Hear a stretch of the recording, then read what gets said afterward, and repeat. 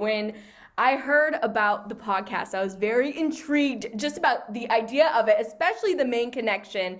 And I want to get into all that. But first, could you talk generally just what the podcast is and what inspired you to start Dead and Gone? Sure. So basically, a few years ago, I stumbled upon an article online where this researcher had put together this list of missing and murdered Grateful Dead fans. They were just all bizarre disappearances and unsolved murders. And I just thought that was a very interesting way to link cases together. And so we reached out to him and had a few conversations, and we just found it very compelling and bizarre. So we decided to make a podcast about all these different cases. And it's not that they're all directly linked by one particular killer or something. It's more that they shared something very specific in common. And within this community of the Grateful Dead, there are so many people that want to help and were around at that time. There's a whole network of people that could potentially help bring closure to some of these cases.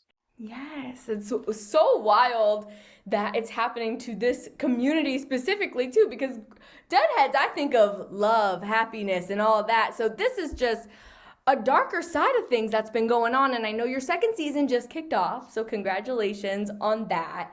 And in this season, there is a very Maine specific story, the 18th anniversary of a Mainer who went missing. Can you dive into that?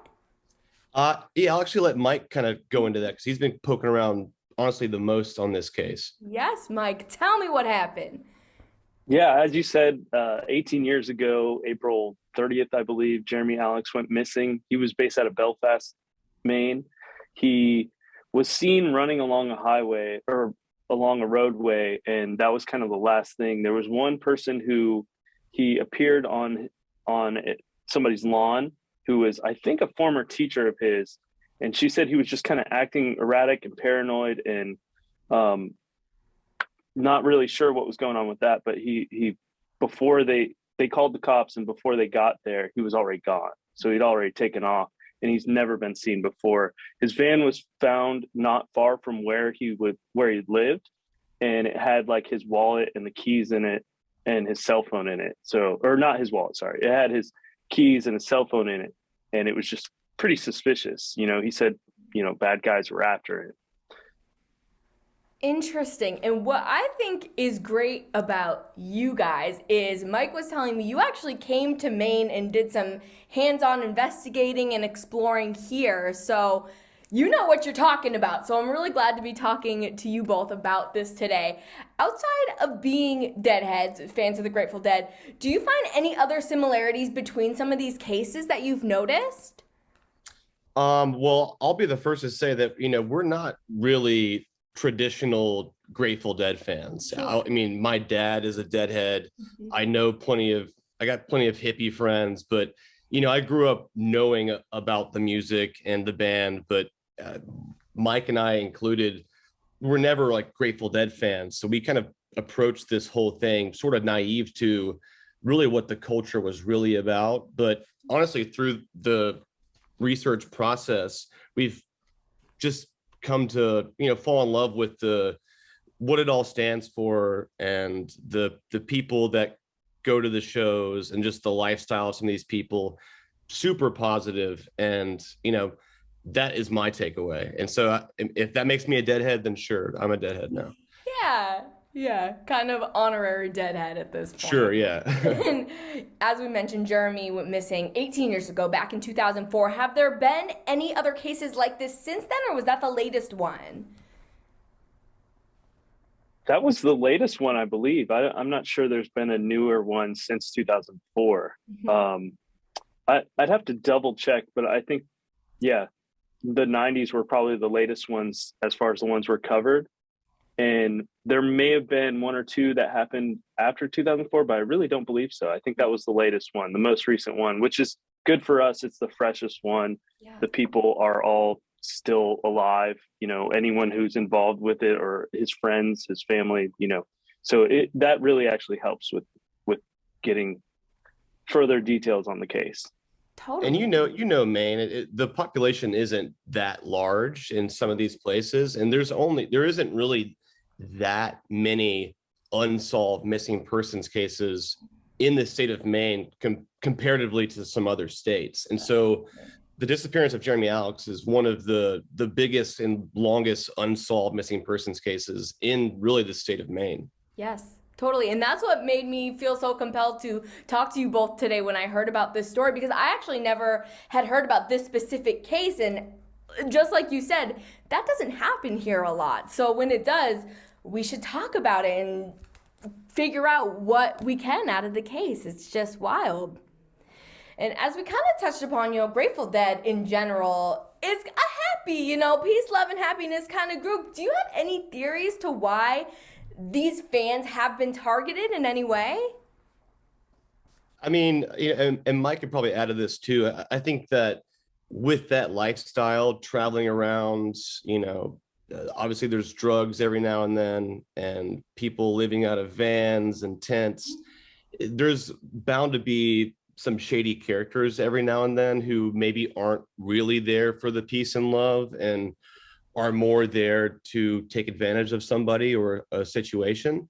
And that really exists, I think, anywhere. But the Grateful Dead community in particular is one of those places where a person like that could maybe go unnoticed for a little bit longer, and maybe be, kind of a wolf in sheep's clothing situation where they can kind of be hiding out under this peace and love idea, but maybe they have bad intentions.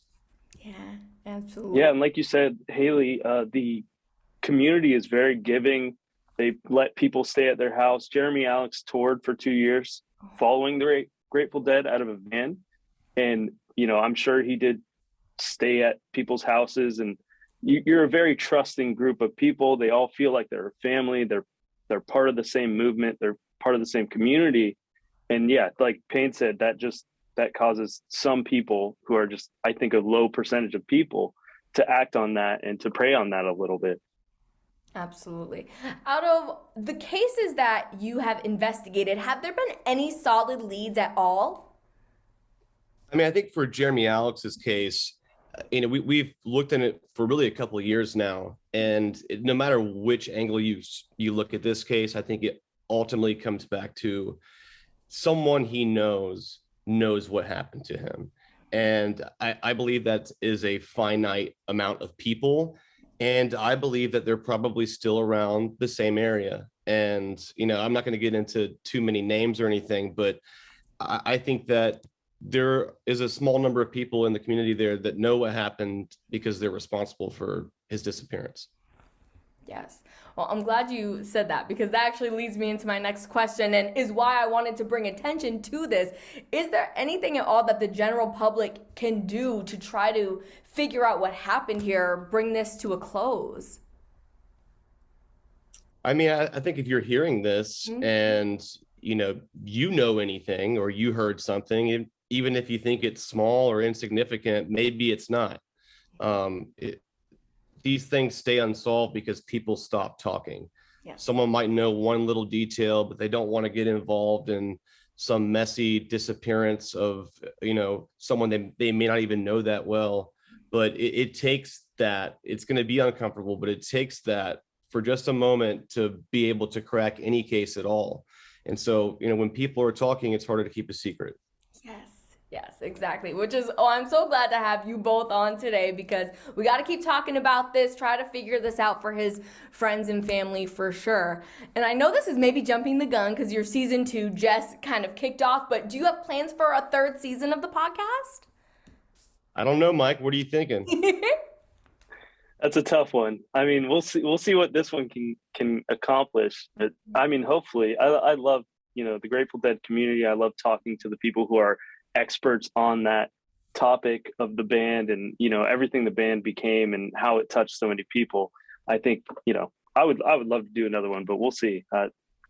Yeah, I really think that just the network of people that, we have access to, there's so many just interesting stories within the community, but there's also just so many people that are a part of this because of the band, who are now interested in finding someone like Jeremy Alex. And so it's kind of tapping into this pre-existing network of people. A fellow Deadhead goes missing, we care as much about that person as another Deadhead that's not missing. And so I think that there's something special about that, and that's what we're trying to tap into. So, we would love to keep it going. Absolutely. Well, last and certainly not least, where can people find the podcast so they can listen to what we're talking about right now? Anywhere you listen to podcasts, or just Google it. Just Google it. Dead and Gone. Apple Podcasts, wherever you listen to podcasts. It's just called Dead and Gone. There's a season 1 that's out now. You can binge that. It's a little bit different of a story, but very compelling case. And we do dig up some new information at the end. And season 2 just started. Episode 2 came out today, I believe. And so, hop on board and follow week to week and see what we uncover this season. Yes, absolutely. Well, thank you so much for taking the time to chat with me, you both. And if you ever come back to Maine, hopefully our paths will cross in real life. Oh, yeah, we'd love to. We love Maine. Awesome. Good. That's what we love to hear. Maine loves you. Oh, good. Awesome. Until we meet again, you guys, take care. Thank you so much. Bye. Thanks, Haley. You.